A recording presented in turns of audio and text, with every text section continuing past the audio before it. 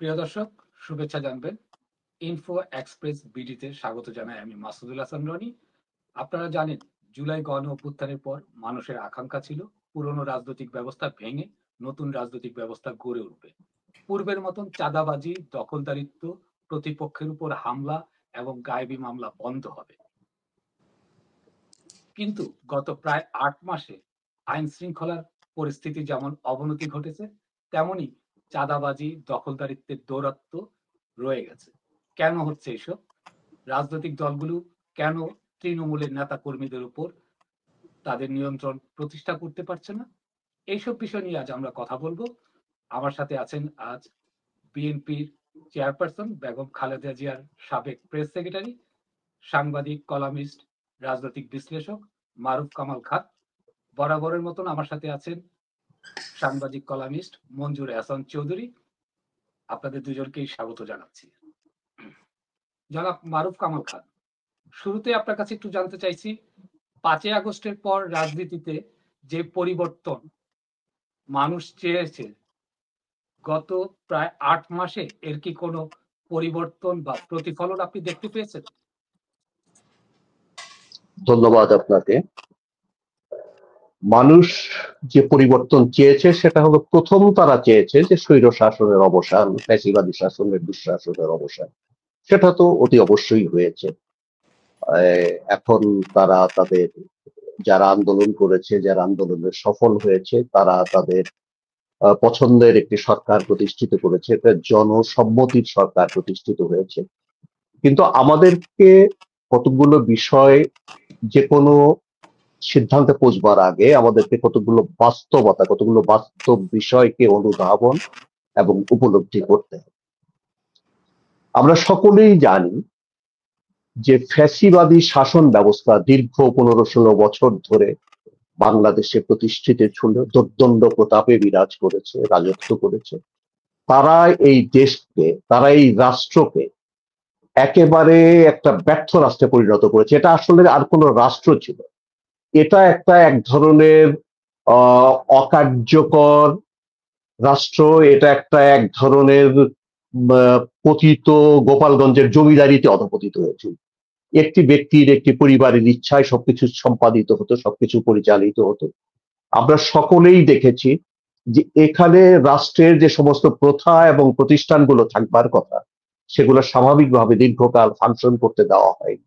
রাজনীতিও স্বাভাবিকভাবে চলতে দেওয়া হয়নি। রাজনৈতিক কোনো কর্মকাণ্ড সুষ্ঠু স্বাভাবিকভাবে এদেশে চলেনি।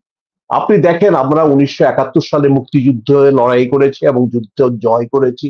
এত বড় একটা সশস্ত্র মুক্তিযুদ্ধ হবার পরেও, মুক্তিযুদ্ধের পরপরই কিন্তু রাষ্ট্রের যে সমস্ত প্রথা প্রতিষ্ঠান, সেগুলো কিন্তু অক্ষুণ্ণ ছিল, কার্যকর ছিল, টিকে ছিল। কিন্তু আমরা 5ই আগস্টের পর কি দেখলাম? পুলিশ ছাড়া কিন্তু একটা রাষ্ট্র চলতে পারে না। কিন্তু একটি রাষ্ট্রের সমস্ত পুলিশ ব্যবস্থা অকার্যকর হয়ে গেছে। কোথাও কোনো পুলিশ নাই, সবগুলো থানা অকার্যকর হয়ে গেছে। কোনো থানাতে কোনো পুলিশ দায়িত্ব পালন করছে, এটা ছিল বাস্তবতা। তখন দেখা গেল সাধারণ মানুষ, ছাত্ররা গিয়ে ট্রাফিক নিয়ন্ত্রণ করছে, তারা এই যে চুরি ডাকাতি রোধ করবার জন্য রাত্রেবেলা টহল পাহারার ব্যবস্থা করছে, এই ছিল বাস্তবতা।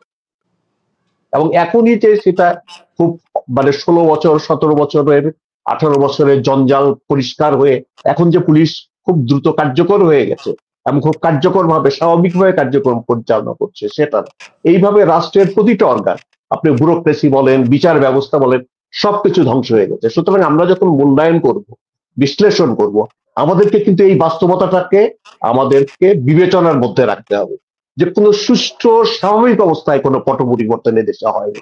একেবারে সম্পূর্ণ একটা অস্বাভাবিক অবস্থায় একটি অন্তর্বর্তীকালীন সরকারকে দায়িত্ব গ্রহণ করতে হয়েছে। এবং এই অন্তর্বর্তীকালীন সরকার কারা? তারা নির্দলীয় ব্যক্তি সকলে, তাদের পেছনে কোনো সংগঠিত রাজনৈতিক দল বা রাজনৈতিক শক্তি নেই। তারা কয়েকজন মানুষ, কয়েকজন টেকটোক্রেট আমরা বলতে পারি, তাদেরকে আমরা নিরপেক্ষ মনে করেছি।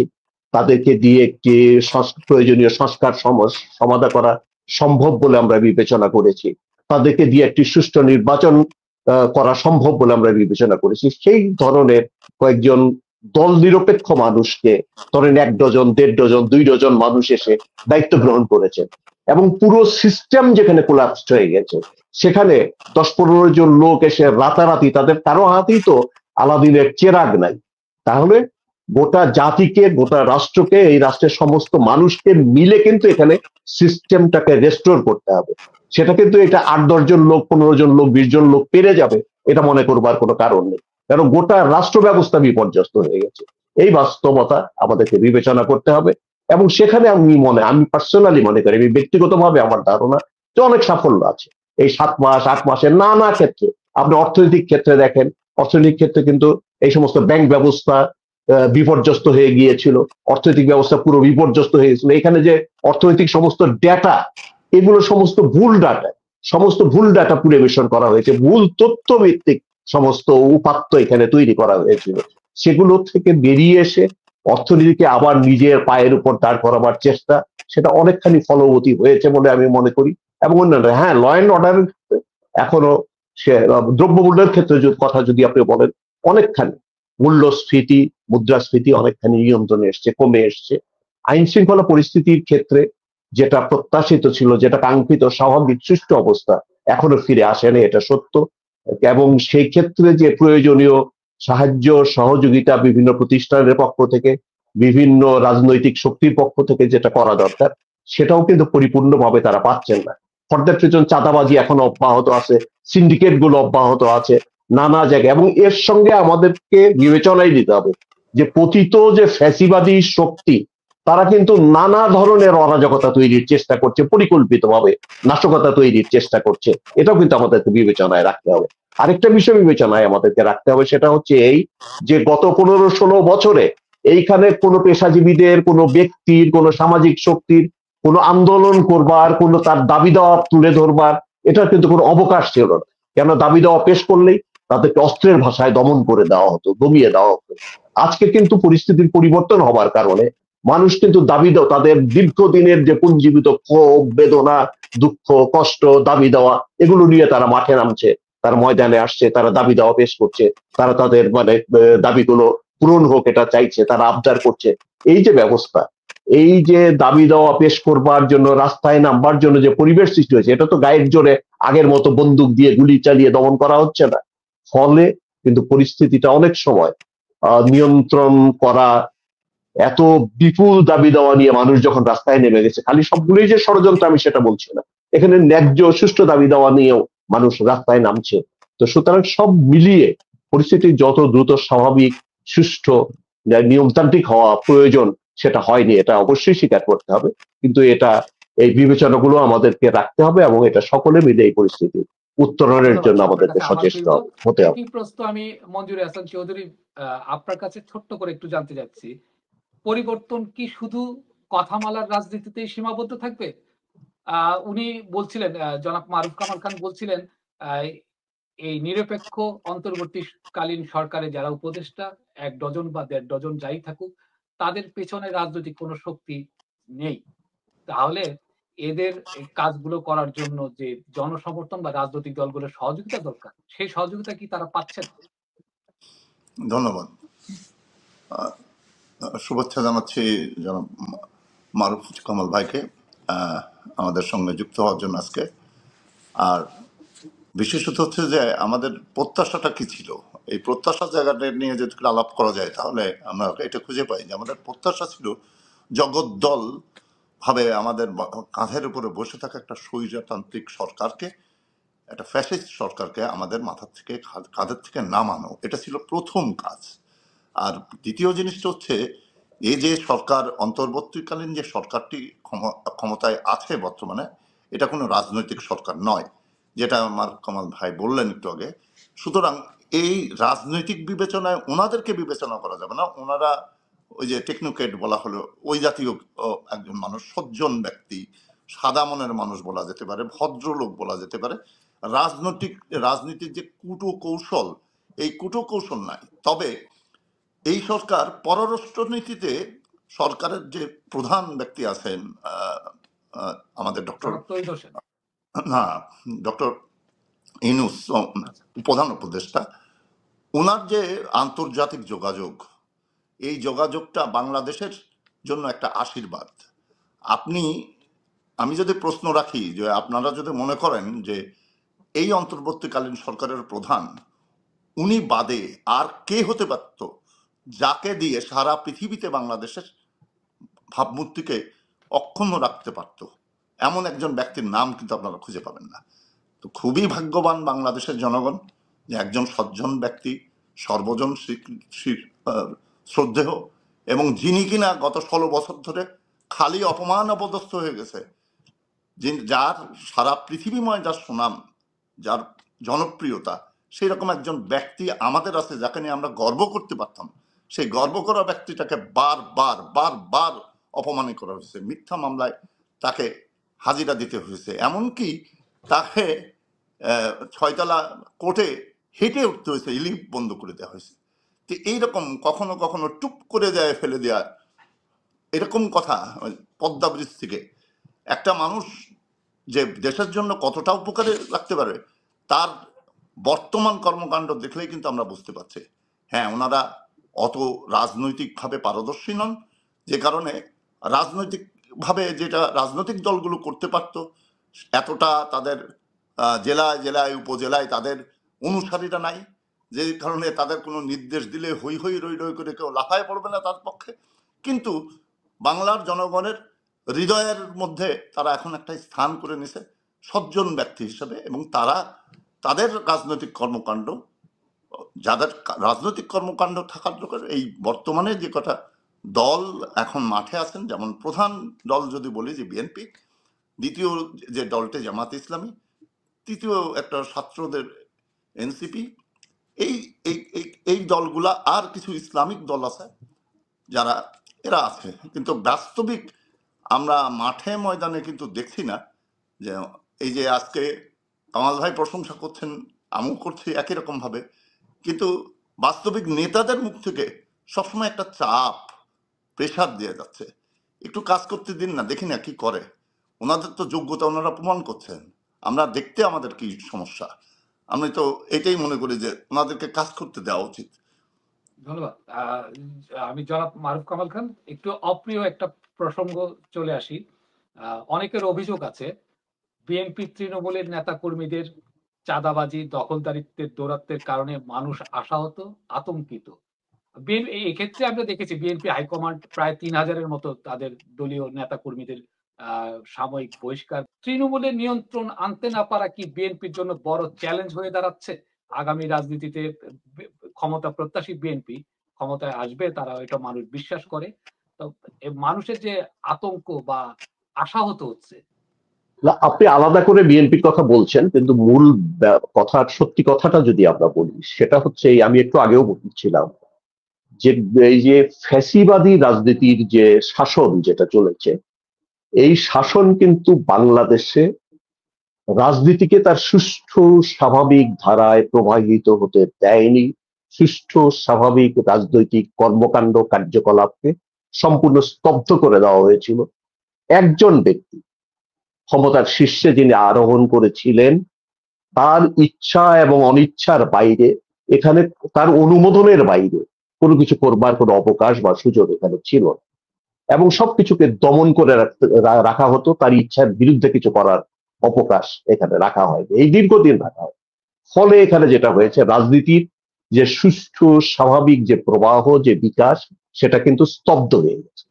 আজকে বাংলাদেশে যে রাজনীতি চলছে, সেই রাজনীতি কিন্তু সুষ্ঠু এবং স্বাভাবিক রাজনীতি নয়। এই রাজনীতি যে আমাদের বিশাল চ্যালেঞ্জ, নতুন সমাজের যে চ্যালেঞ্জ, নতুন বাস্তবতার যে চ্যালেঞ্জ, নতুন সময়ের যে চ্যালেঞ্জ, এই চ্যালেঞ্জ মোকাবেলায় সক্ষম বলে আমি অন্তত পক্ষে ব্যক্তিগতভাবে মনে করি। এবং এই কারণে এই যে রাজনৈতিক, এই যে দল ব্যবস্থা, এটা আজকের সমাজের জন্য, আজকের সময়ের জন্য সম্পূর্ণ অনুপযোগী হয়ে দাঁড়িয়েছে। আমি মনে করি এই অসুস্থ, এই ব্যর্থ, এই অকার্যকর রাজনীতি, এই অকার্যকর দলীয় ব্যবস্থা, এগুলোর পরিবর্তন করা দরকার, এগুলোর সংস্কার করা দরকার। যতক্ষণ পর্যন্ত আমরা এটা পরিবর্তন এবং সংস্কার করতে না পারছি, ততক্ষণ পর্যন্ত পুরনো দল ব্যবস্থা, পুরনো রাজনৈতিক বন্দোবস্ত দিয়ে কিন্তু এই সমস্যার নিরসন করা যাবে না। আপনি বলেছেন, যথার্থই বলেছেন, যে এই যে অসুস্থ রাজনীতির যে সমস্ত প্রকাশ, সেগুলো কিন্তু অহরহ আমরা দেখতে পাচ্ছি ঘটছে। এটা শুধু বিএনপি অনেক বড় দল, বিএনপির সমর্থন, জনসমর্থন, গণভিত্তি, তার দলীয় স্ট্রাকচার, দলীয় কাঠামো অনেক বড় বলে তারটা অনেক বেশি দৃশ্যমান হচ্ছে, কিন্তু গোটা রাজনৈতিক ব্যবস্থাই কিন্তু আসলে কলুষিত এটা এবং অকার্যকর হয়ে পড়েছে। কিন্তু না, বিএনপির দল হিসেবে বিএনপির কিন্তু এখান থেকে বেরিয়ে আসার ক্ষেত্রে আন্তরিকতার কোনো অভাব নেই। আপনি নিজেই বলেছেন যে দীর্ঘ সময়ে এই যে 8 মাস 9 মাসে কয়েক হাজার, বোধহয় 3-4 হাজার দলীয় নেতা কর্মীকে সাংগঠনিক তাদের বিরুদ্ধে সাংগঠনিক শৃঙ্খলামূলক ব্যবস্থা গ্রহণ করা হয়েছে। তারা করছেন, তারা চাইছেন এখান থেকে বেরিয়ে আসতে, যারা চাইছেন তাদের দলের নেতা কর্মীরা। একটু ইন্টারাপ্ট করি। 3,000-এর অধিক দলীয় নেতা কর্মীদের বিরুদ্ধে ব্যবস্থা নেওয়া হয়েছে। এই ব্যবস্থা নেওয়াটাকে এইটুকুই এনাফ, নাকি কোনো শাস্তিমূলক না, আমি সেটাই বলছি।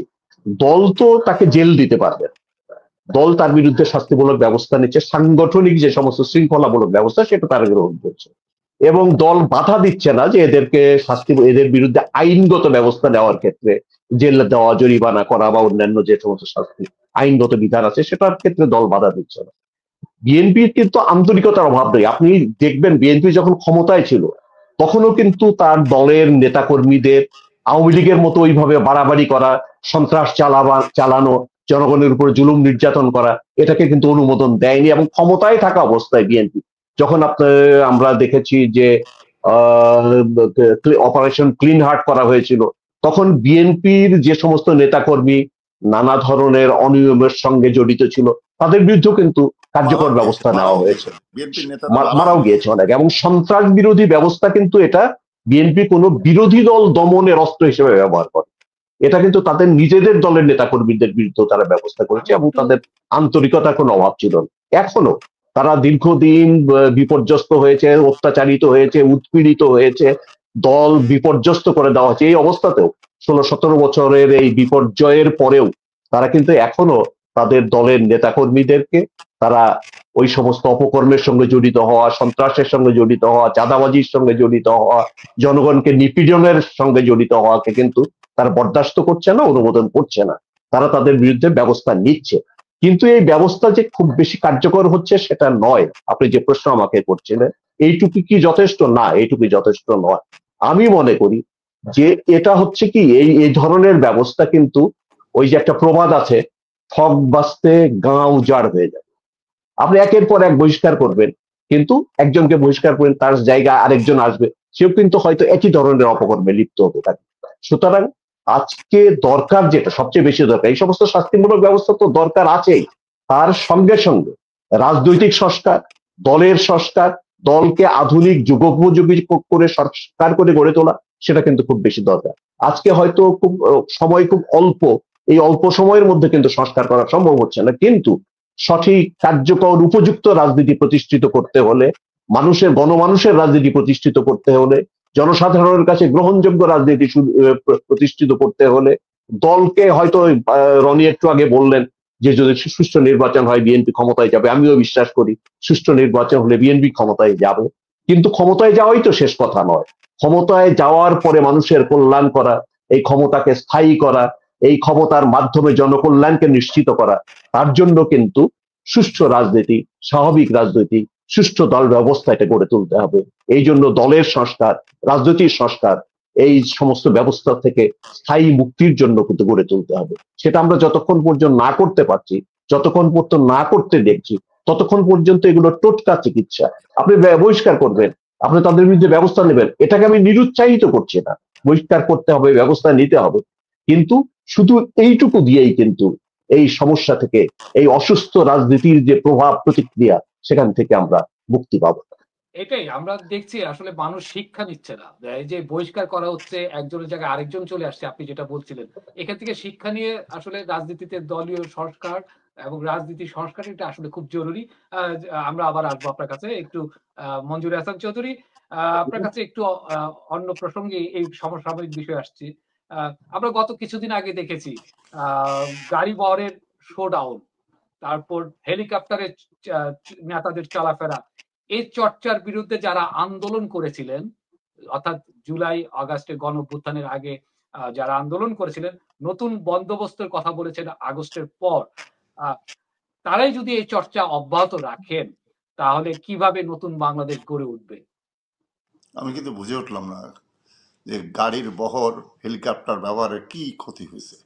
একসময় মহাত্মা গান্ধী ট্রেনে করে যাতায়াত করছেন। ট্রেন ছিল তখন সবচেয়ে আধুনিক বাহন। আমাদের হোসেন শহীদ সোহরাওয়ার্দী উনিও ট্রেনে করে যাতায়াত করতেন। ট্রেন তখনকার সর্বাধুনিক ব্যবস্থা ছিল। এখন সর্বাধুনিক ব্যবস্থা হচ্ছে হেলিকপ্টার। ধরলাম 50টা গাড়িতে করে ওরা গেছে, এটাকে শোডাউন বলা হচ্ছে। 50টা গাড়ির যদি ভাড়া নেওয়া হয় 6,000 টাকা করে, 3 লক্ষ টাকা হয়। 3 লক্ষ টাকা কিন্তু খুব একটা বড় টাকা না। এখন যে রাজনৈতিক দলটি তৈরি হয়েছে, সেই রাজনৈতিক দল থেকে পেছন দিক থেকে বহু মানুষ তাদেরকে সহযোগিতা করছে। এমন না যে তারা একেবারে, তাদের অর্থের উৎস কিন্তু প্রশ্ন উঠেছে। এই অর্থ তারা হ্যাঁ, ছাত্ররা, তারা তাদের তো তারা ছাত্রত্ব এটা শেষ হয়নি। বলেছে যে এই তারা অর্থের উৎস কি? তাদের তাদের সাহায্যদাতারা আছেন, সহযোগিতা করছে। এখন এই হয়তো তারা সহযোগিতা তো পর্দার নিশ্চয়ই সামনে কোনো আসছেন না। ব্যক্তি বা প্রতিষ্ঠান করে, হ্যাঁ, তার ব্যক্তি বা পিছনে একটা প্রতিষ্ঠান স্বার্থ অবশ্যই থাকে। করছে, সেই অবশ্যই স্বার্থের করছে। কাছে তারা জলাঞ্জলি দিচ্ছে। তাহলে তো আগের সেই রাজনীতির না মতোই না না, আমরা পরিস্থিতি স্বার্থর দেখছি। কাছে নতুন জলাঞ্জলি, বন্দোবস্ত কি? এটা প্রত্যেকটা রাজনৈতিক দলই কিন্তু নিজের থেকে ব্যবসা করে টাকা আয় করে না। না আওয়ামী লীগ, না বিএনপি, না জামাত ইসলাম। জামাত ইসলাম কিছুটা ব্যবসা ভিত্তিক কাজ কাম করে, কিন্তু আর কোনো দলই কিন্তু কারোর দলীয় ভাবে কারোর ব্যবসা বাণিজ্য নাই যে দলীয় এত প্রপাগান্ডা, প্রচার প্রপাগান্ডা তার চালানোর জন্য তারা গ্যাটের টাকা খরচ করে, বাড়ির জমি বিক্রি করে, বাড়ি বন্দুক রেখে, বউর গয়না বন্দুক রেখে রাজনীতি করবে।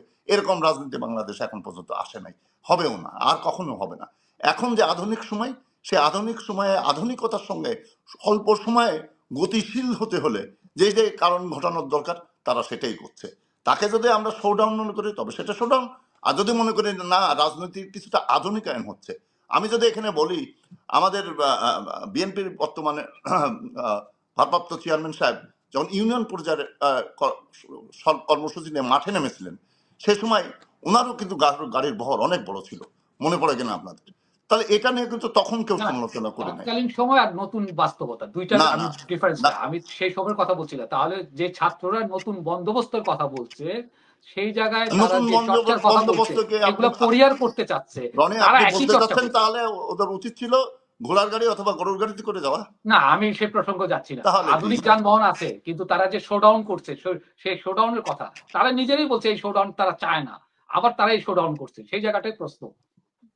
এটা রাজনীতির ব্যাপার, তারা রাজনীতি করছে, তারা তাদেরকে শোডাউন দিতেই হয়। বাংলাদেশের রাজনীতিতে এটা আচ্ছা, একটা ঠিক আছে, আমরা আবার ধারাবাহিক জিনিস। আপনার প্রশ্নের আমরা উত্তর পেয়ে গেছি। আমি একটু আবার আসবো জনাব মারুফ কামাল খান। আমরা প্রায় শুনে থাকি হাইব্রিডদের চাপে কোণঠাসা বিএনপি, তৃণমূলের ত্যাগী নেতা কর্মীরা, যোগ্য নেতা কর্মীরা। অভিযোগ আছে বিভিন্ন জেলায় অর্থের বিনিময়ে পতিত সরকারের নেতা কর্মীদের পুনর্বাসন করছে বিএনপির কেউ কেউ। আপনি এই অভিযোগটা কিভাবে খণ্ডন করবেন? এটার আগে আমি ওই আপনার আগের প্রশ্ন যেটা নিয়ে আলোচনা হলো, এটা প্রসঙ্গে আমি একটু বলতে চাই। সেটা হচ্ছে এই যে আমরা যে নতুন রাজনৈতিক বন্দোবস্তের কথা যেটা বললেন, এটা আকাঙ্ক্ষা। এই নতুন রাজনৈতিক বন্দোবস্ত 5ই আগস্টের যে বিপ্লব হয়েছে বা যে ছাত্র গণ অভ্যুত্থান হয়েছে, সেই ছাত্র গণ অভ্যুত্থানের মধ্য দিয়ে একটা উচ্চারিত নতুন আকাঙ্ক্ষা হচ্ছে নতুন রাজনৈতিক বন্দোবস্ত, সেটা ঠিক। কিন্তু আজকেই কিন্তু নতুন রাজনৈতিক বন্দোবস্ত প্রতিষ্ঠিত হয়ে যায়নি। পুরনো অর্ডার, পুরনো ব্যবস্থাই রাজনীতিতে কিন্তু এখনো বিদ্যমান এবং বিরাজমান আছে।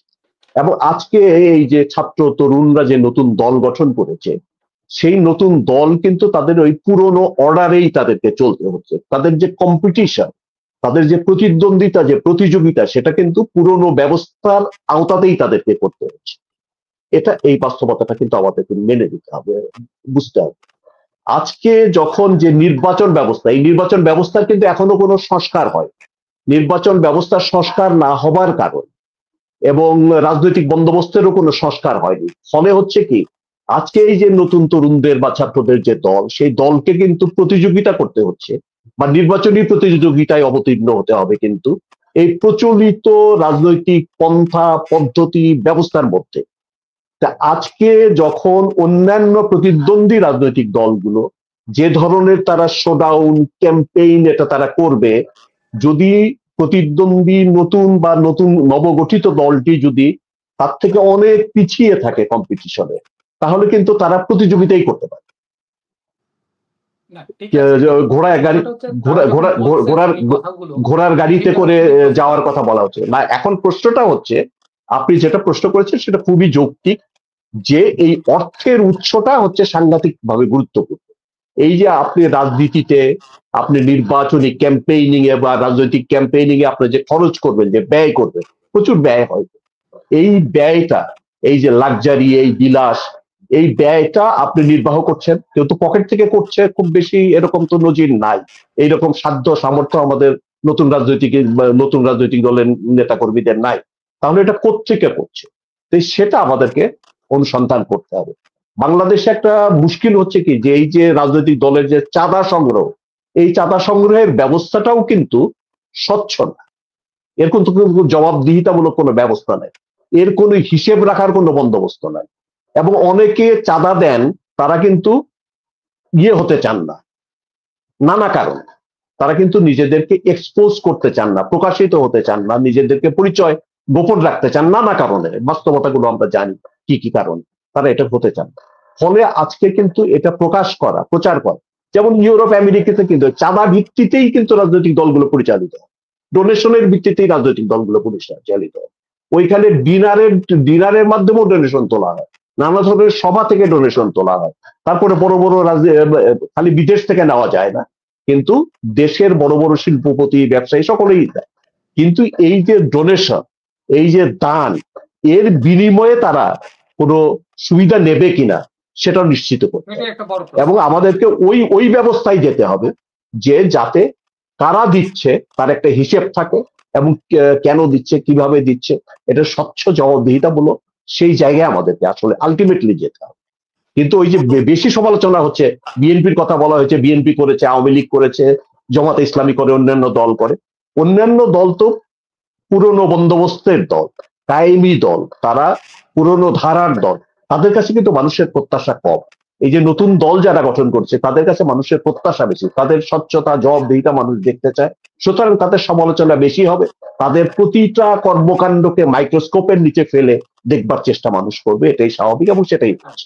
সুষ্ঠু স্বাভাবিক রাজনীতি তো চলছে না, দল ব্যবস্থা, রাজনৈতিক ব্যবস্থা তো সুষ্ঠু স্বাভাবিক নয়, এবং এর বিরুদ্ধে বিএনপি ব্যবস্থা নিচ্ছে। কিন্তু তারপরে বিএনপি কিন্তু বলেছে, অনেক দিন ধরে বারবার করে বলছে, যে নতুন করে, এই যে পরিবর্তনের পরে নতুন করে বিএনপিতে যাতে সদস্য সংগ্রহের ক্ষেত্রে যাতে বিভিন্ন রাজনৈতিক দলের পরিত্যক্ত কর্মীদেরকে নেওয়া না হয়, অপরাধীদের না নেওয়া হয়, এবং সদস্য সংগ্রহের ব্যাপারে খুব সতর্ক থাকতে বলেছে।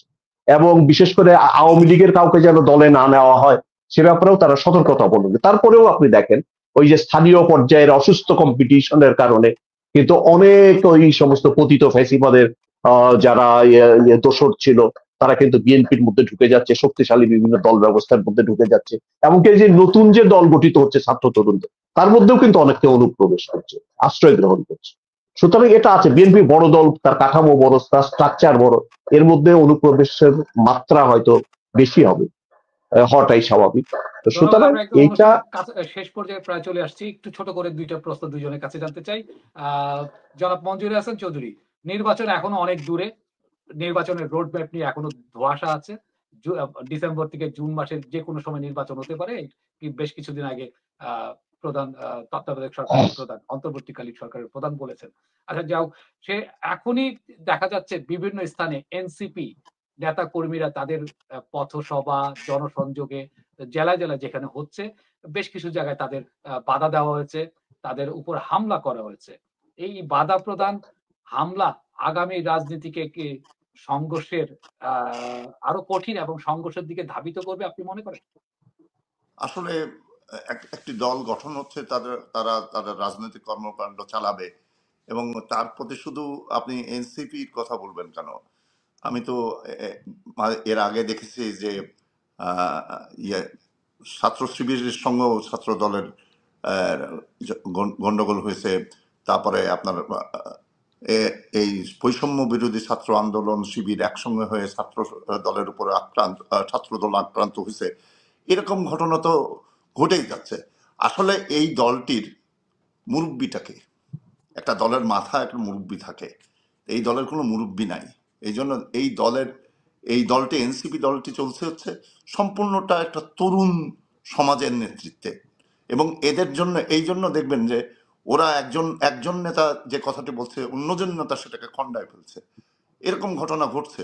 সুতরাং এই যে দলের মধ্যে তাদের যে দলীয় কর্মকাণ্ড চালানোর সময় যখন তারা বিভিন্ন এলাকায় যাচ্ছে, তখন যেহেতু বিএনপি একটা বড় দল এবং ছাত্র দল তার একটা অঙ্গ সংগঠন, সেটাও একটা শক্তিশালী দল, এই শক্তিশালী দলটি যখন দেখছে তাদের দলের থেকে কিছু মানুষ সেখানে চলে যাচ্ছে, স্বাভাবিক বা একটা জেনারেশন তো আসছে, এবং যেহেতু ছাত্র লীগের কেউ আসতে পারবে না, সবাই তো ছাত্র বা ইয়াং জেনারেশন, তখন আলটিমেটলি তাদের রাজনৈতিক স্তম্ভটি একটু নড়বড় হওয়ার চান্স থাকে। সেই কারণেই আক্রান্ত হচ্ছে বিভিন্ন জায়গায়, আমার মনে হয় এরকম আর কি। ধন্যবাদ আপনাকে জনাব মারুফ কামাল খান। আমরা একবার অনুষ্ঠানের শেষ পর্যায়ে একটু ছোট্ট করে জানতে চাই, যদিও প্রশ্নটার উত্তর অনেক বড়, আপনি যদি সংক্ষেপে বলেন। আপনার কাছে শেষ প্রশ্ন হচ্ছে, ভারত সহ বিভিন্ন দল অংশগ্রহণমূলক নির্বাচন চাইছে, কিন্তু আওয়ামী লীগের নির্বাচনে অংশগ্রহণ চাইছে না এনসিপি সহ বিভিন্ন রাজনৈতিক দল। বিএনপির অবস্থানটা পরিষ্কার না এই ক্ষেত্রে। প্রশ্ন হচ্ছে, এই মুহূর্তে আওয়ামী লীগের কি রাজনীতিতে ফেরা সম্ভব? না, বাস্তবতার কথা যদি বলেন, বাস্তবতা একটু কঠিন, কেননা তারা এত অপরাধ করেছে, এত অন্যায় করেছে, মানুষের উপর এত জুলুম নির্যাতন করেছে, তারা এত লুণ্ঠন করেছে, তারা এত দেশের সম্পদ লুণ্ঠন করে বিদেশে পাচার করেছে, এবং তারা আইনের শাসনকে যেভাবে তারা নষ্ট করেছে, ভণ্ডুল করেছে, তাতে তো তাদের বিরুদ্ধে যে জনরোষ আছে, তাদের বিরুদ্ধে যে মানুষের যে ক্ষোভ, তাদের বিরুদ্ধে মানুষের যে যন্ত্রণা, তারা যে গণহত্যা করেছে, তার বিরুদ্ধে মানুষের যে প্রতিশোধ স্পৃহা, এটা তো সমাজে বিদ্যমান আছে, বিরাজমান আছে। সুতরাং খুব সুষ্ঠুভাবে তাদেরকে রাজনীতির সুযোগ পাওয়া, কারণ রাজনীতি মানে তো জনগণের কাছে যেতে হবে, নির্বাচন মানে তো জনগণের কাছে যেতে হবে, ভোটারের কাছে যেতে হবে। এই যে যাওয়াটা, রাষ্ট্র শক্তি দিয়ে তাদেরকে পরিপূর্ণ নিরাপত্তা দেওয়া কিন্তু কঠিন হয়ে যায়।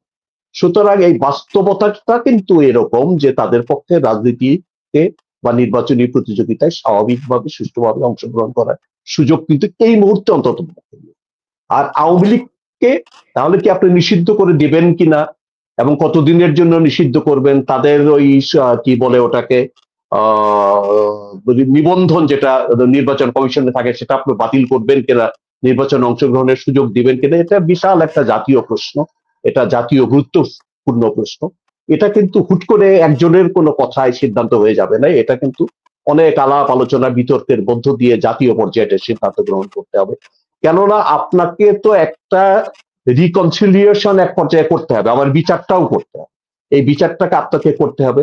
এবং এক পর্যায়ে গিয়ে ধরেন আপনার 10% লোক আওয়ামী লীগের সমর্থকের দেশে আছে, 10% লোক পারে কিন্তু কোটির অঙ্কে চলে যায় সংখ্যার দিক থেকে, যদি আপনি ধরেন মানে 1-1.5 কোটি লোক হয়তো আওয়ামী লীগের সমর্থক, চরম দুর্যোগের অবস্থাতেও থাকবে।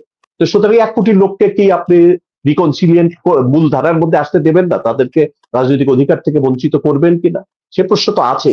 সেটা কিভাবে করবেন, বিচার কতটা করবেন, কোন পর্যায়ে পর্যন্ত করবেন, এবং তারপরে রিকনসিলিয়েশনটা কিভাবে করবেন, তাদেরকে কতটা ক্ষমা করবেন, তারা কতটা ভুল স্বীকার করবে, তারা কতটা অনুশোচনা করবে, তাদের কাছ থেকে জাতীয়ভাবে কোনো মুচলেখা নেওয়া হবে কিনা, এই সমস্ত এগুলো জাতীয়ভাবে আপনি ঠিক করতে হবে, নির্ধারণ করতে হবে, তারপরে এই সিদ্ধান্তগুলো নিতে। এটা ধন্যবাদ আপনাদের দুজনকে আমাদের আজকে আলোচনায় যোগ দেওয়ার জন্য। আমরা এখানে শেষ করব। প্রিয় দর্শক, এতক্ষণ আমাদের সাথে থাকার জন্য আপনাদের ধন্যবাদ। আগামীতে কোনো এক পর্বে আবার দেখা হবে, সে পর্যন্ত ভালো থাকবেন।